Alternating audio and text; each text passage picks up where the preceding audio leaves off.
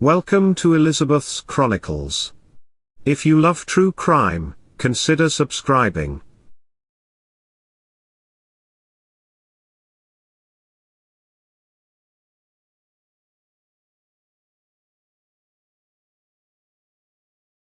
Charles Lawson was born on May 10 in 1886. He grew up in Lawsonville, near Danbury, in North Carolina. He married Fanny Manring in 1911. The couple had 8 children. William, the third child, died in 1920 of a sudden illness.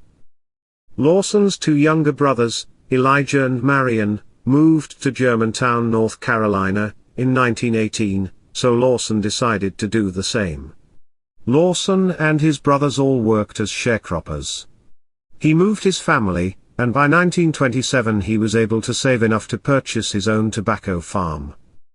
In 1929, right before Christmas, at age 43, Lawson took his wife, Fanny, age 37, and their 7 children, Marie, age 17, Arthur, age 16, Carrie, age 12, Maybelle, age 7, James, age 4, Raymond, age 2, and baby Mary Lou, age 4 months, into town and purchased new clothes for them all, so they could have a family picture taken.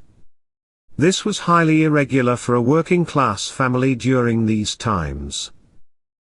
On the afternoon of Christmas Day, Lawson allowed his 2 daughters to go to their uncle and aunt's home for a visit, but they would never make it there. He waited for them by the tobacco barn, until they were visible, and shot each with a 12-gauge shotgun. He then bludgeoned them both, ensuring they did not survive. He put the bodies inside the tobacco barn. He returned home, and first shot Fanny, who was sitting on the porch.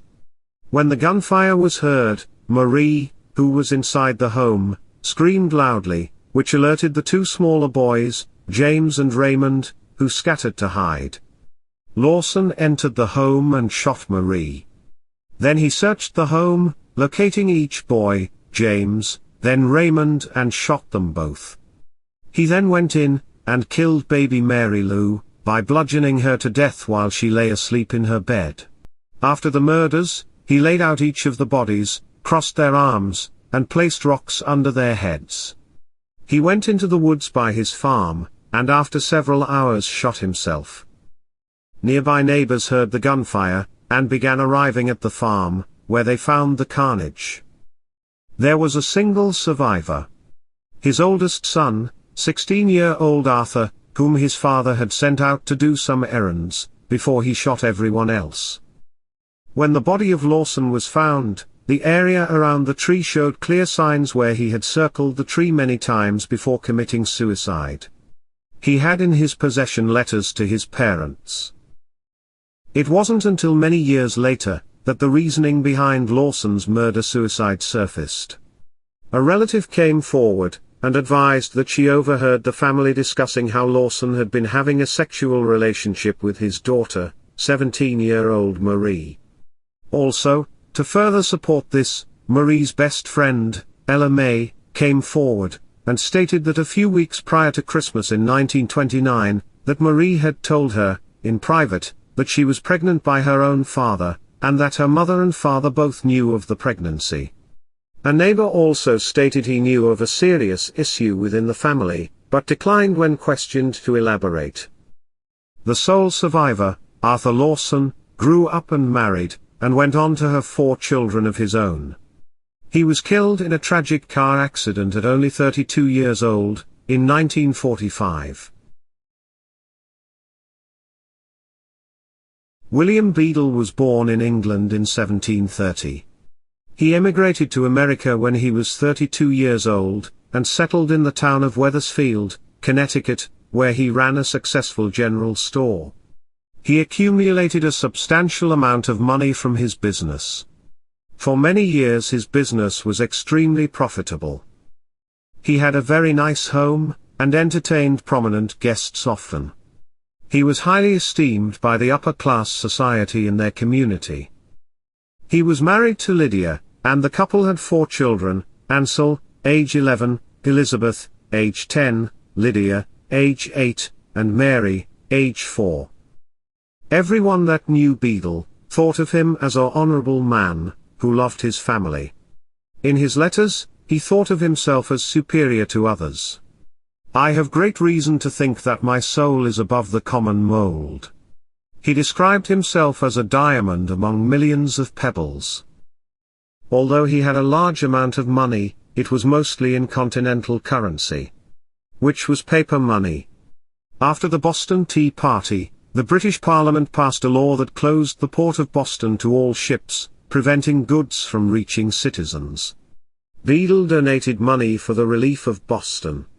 Also, in exchange for his goods, he continued to accept continental currency. Congress declared it was to be honored at face value. So Beadle followed the law, and continued accepting it. However, during the Revolutionary War, continental currency was printed to the extreme. Eventually it was worth a fraction of its original value. By the end of 1780, it was only worth $1 for every $40. Most other merchants disregarded the Congress declaration, and would not accept continental currency, which saved them from financial loss.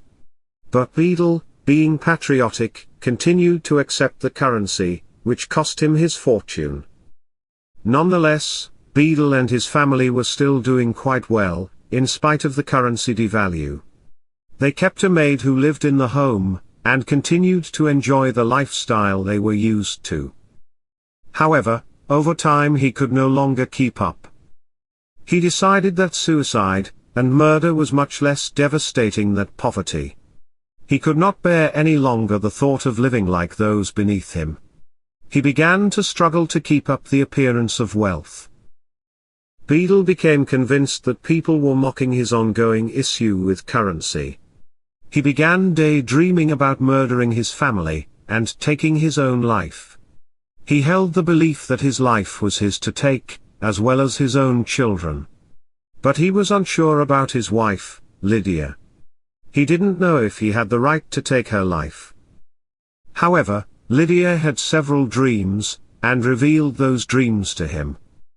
Her dreams consisted of seeing her husband writing papers, spotted with blood. In another dream, she saw a man wound himself, and then blood pour out of him. In another dream, she was grabbed, and about to be murdered, but she got free, and was in a beautiful place. In the last dream, she saw her 3 daughters laying dead, frozen forever. He felt confident that it was a sign from God, that she, as well as the children, should share the same fate. That what he was doing was ordained by God. He believed it was an act of kindness, to take their lives so they wouldn't face the shame and humiliation of despair. He also concluded to leave her behind without her children would be cruel. He felt death would be mercy. Beadle wrote in his memoir, that it is God himself that prompts and directs me in all my reflections and circumspections, I really believe. But if it should at least prove to be Mr. Devil, or some other evil spirit, all that I can say about it, is that I was born a very unlucky fellow. As he pondered on the thought of how he would follow through with his plan, he hoped that fate would be in his favor. That some unfortunate accident would take the lives of his children, and remove the deed from his hands. He even took the cover from the well opening, hoping the children would fall in, and drown.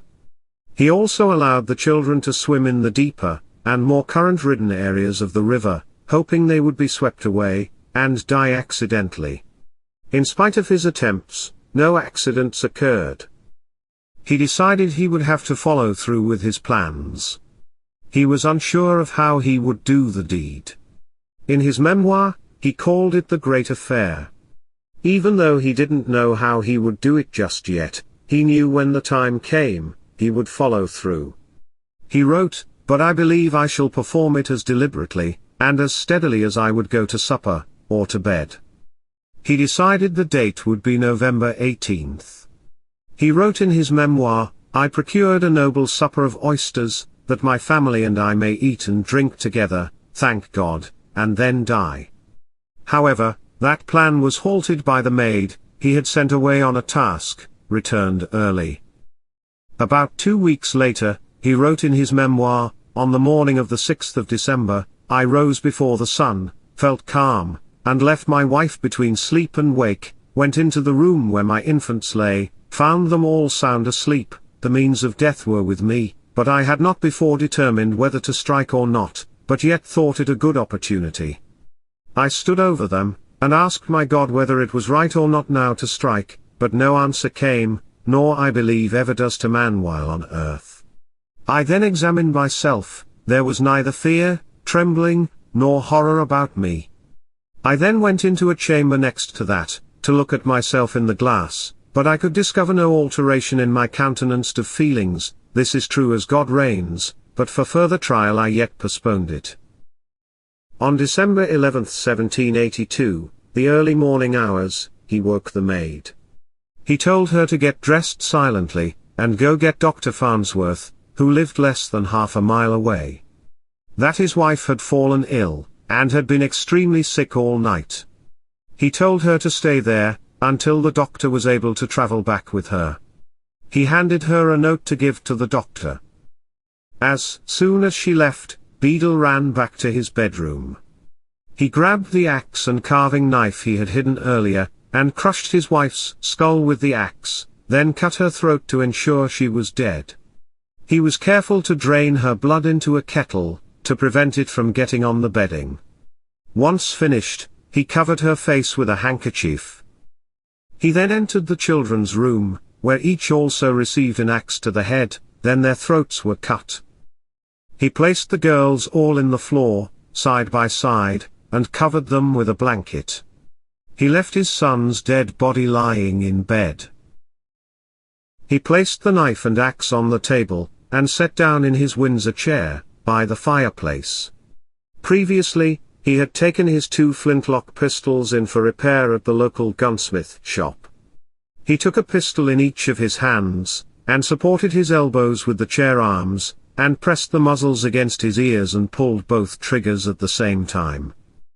When the maid arrived at Dr. Farnsworth's home, he read the note, and immediately notified his neighbor, Stephen Mix Mitchell, who later would become Chief Justice of the state, and the two of them hurried over to the Beadles' home, where they discovered the horrific scene. It wasn't long before the tragedy was known to all in the town. Everyone came to see the massacre themselves. People were distraught that such a tragedy could befall such a good family.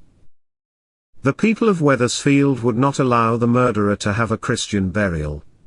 They tied his bloody knife to his chest, and dragged him to the riverbank, dug a grave and buried him along the riverbank without a coffin.